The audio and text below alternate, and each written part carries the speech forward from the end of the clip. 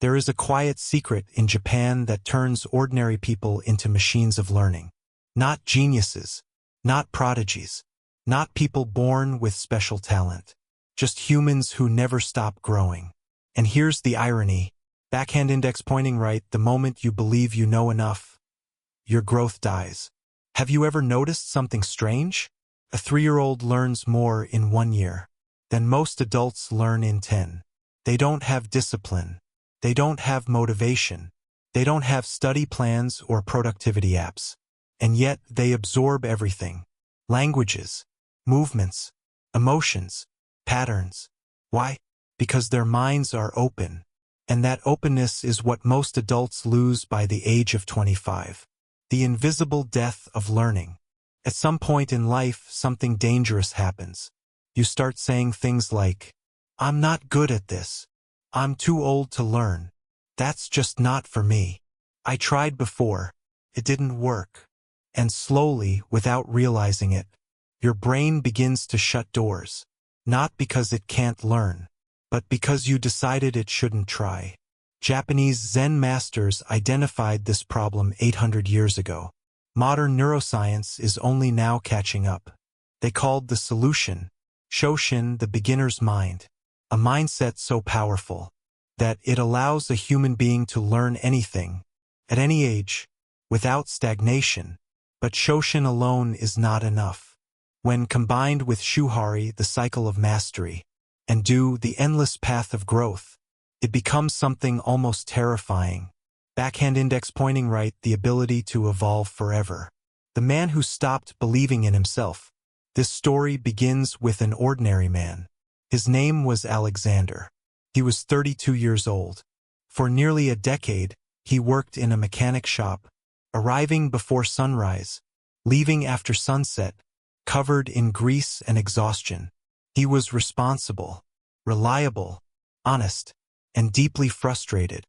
Every day, expensive cars rolled into the garage. Lawyers, doctors, business owners. Cars worth more than Alexander earned in 3 years. And every time he tightened a bolt, the same thought returned. How did they get there? Are they smarter than me? Was I born with the wrong brain? Alexander had dreams. He wanted to study engineering, to truly understand machines, not just fix them. He wanted financial stability, strength, energy, a future. But every time he tried to start, a voice crushed him. "You're 32. It's too late. You barely finished high school. You don't have the ability." And worst of all, he believed it, because society had trained him to learn when you're young. After that, it's over. So Alexander survived. Home, work, sleep, repeat, until the day everything collapsed. The moment that broke him. It was a Saturday, a rare day of rest. Alexander was on the couch, half awake, scrolling his phone. Then he heard a scream. "Alex, help me!" He ran to the kitchen. Sarah, his wife, was on the floor, clutching her arm. She had slipped. The pain was unbearable. Alexander panicked. He tried to lift her, and failed.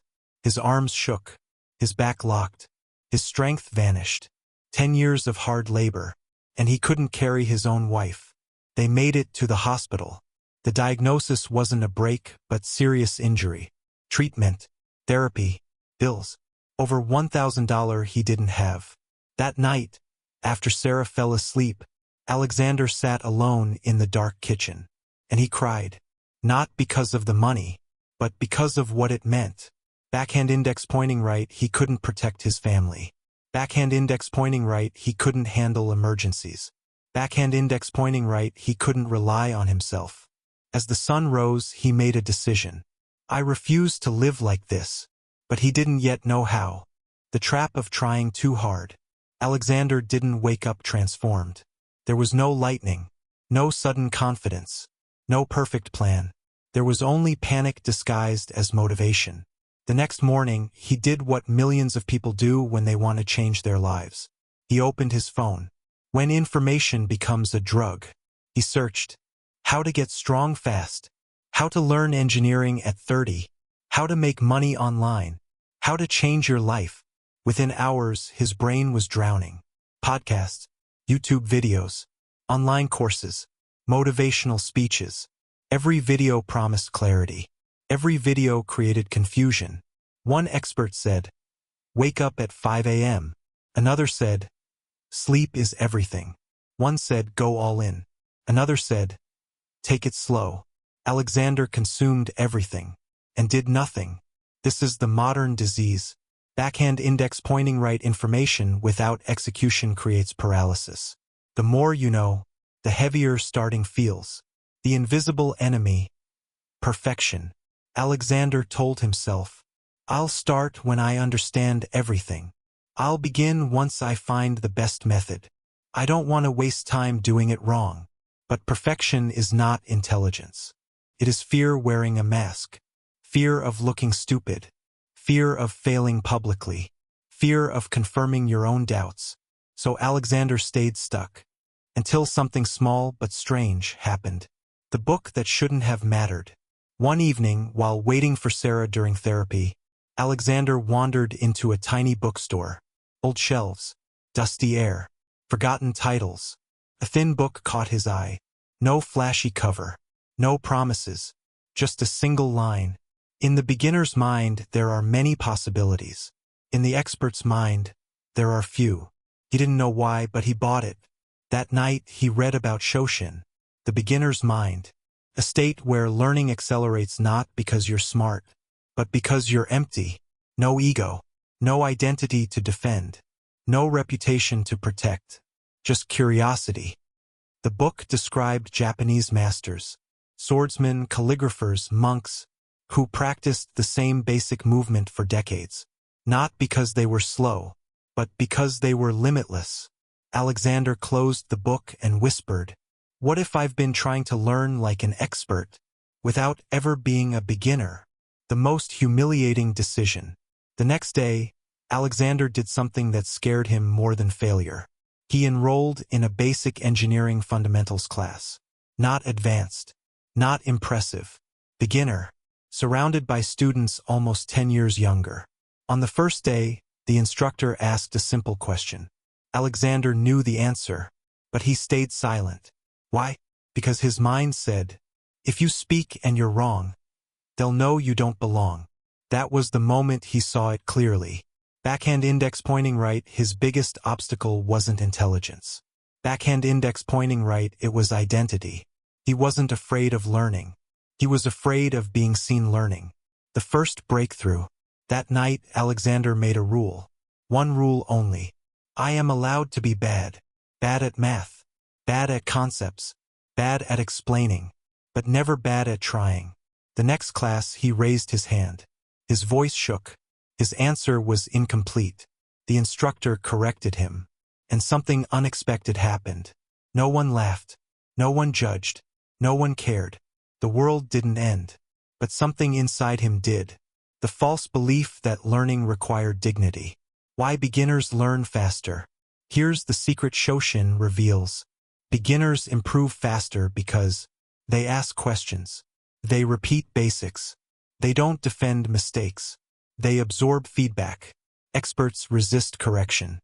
Beginners hunt it. Alexander started progressing. Slowly but consistently. For the first time in years, he felt momentum.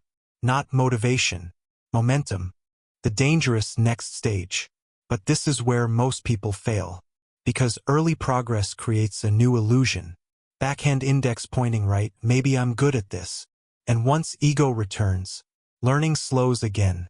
The Japanese had a warning for this. A second stage. More dangerous than ignorance. The middle trap, shuhari. Alexander's progress became visible. Grades improved. Concepts clicked. Confidence returned. And that's when danger appeared. Not failure. Comfort.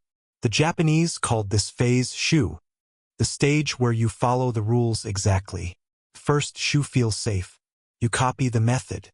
You trust the teacher. You repeat what works. Alexander did exactly that. He memorized formulas, followed instructions, did everything by the book. And it worked. Until it didn't. When progress stalls. One afternoon, Alexander failed a test. Not badly, but enough to shake him. He knew the material. So why the drop? The instructor wrote a single note on his paper. You followed the steps, but you didn't understand the structure. That sentence haunted him. Alexander realized something painful. He wasn't learning. He was copying. Copying produces results, but never mastery. The second stage, breaking away. This is where most people quit, because feels like chaos. You begin to question methods. You test alternatives.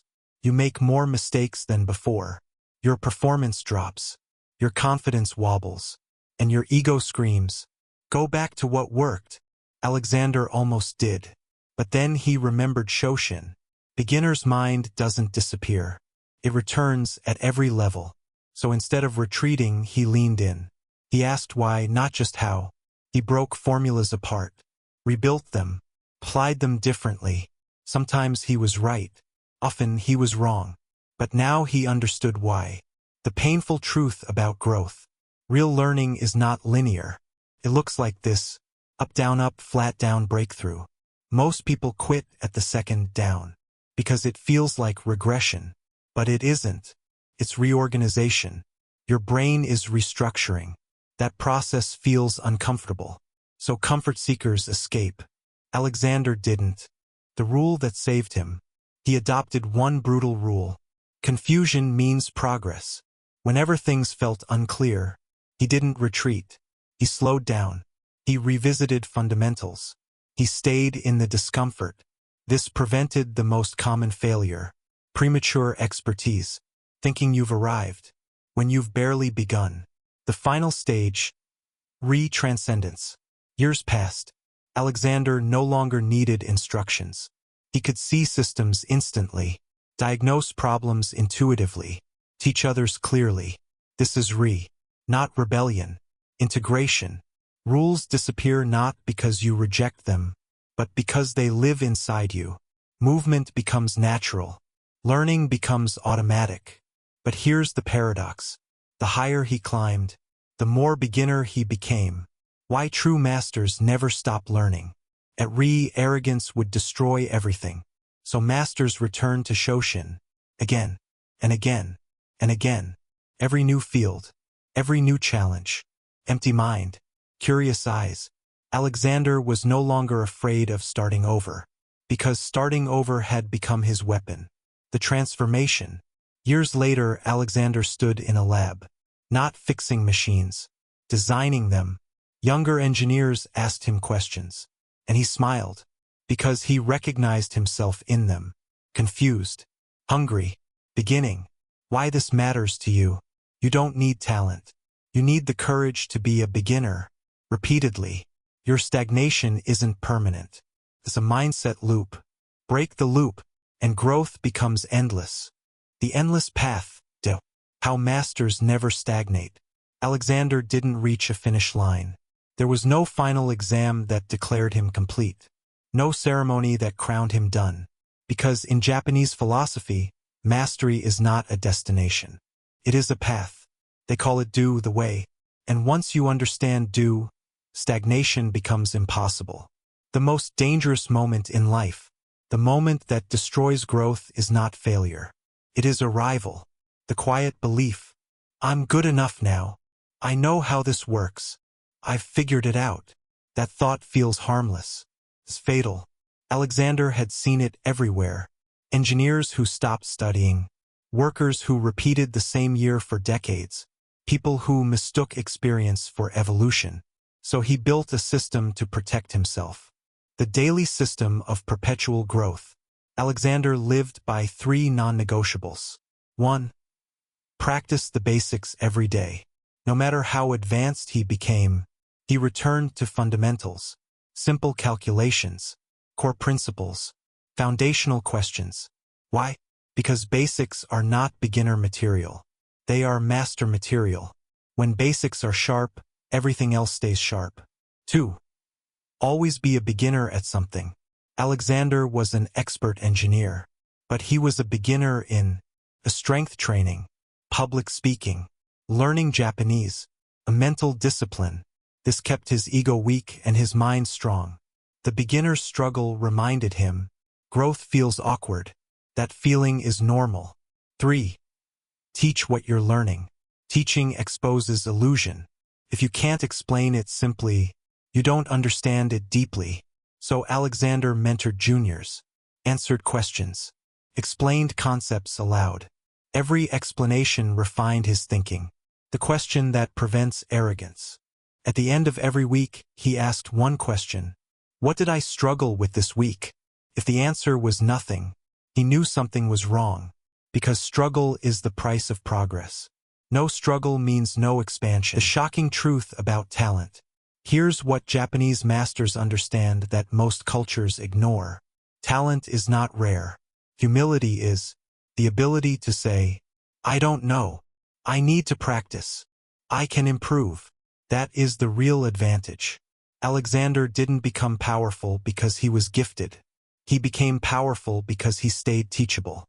The final shift. One day, a young student asked Alexander, how long does it take to master this?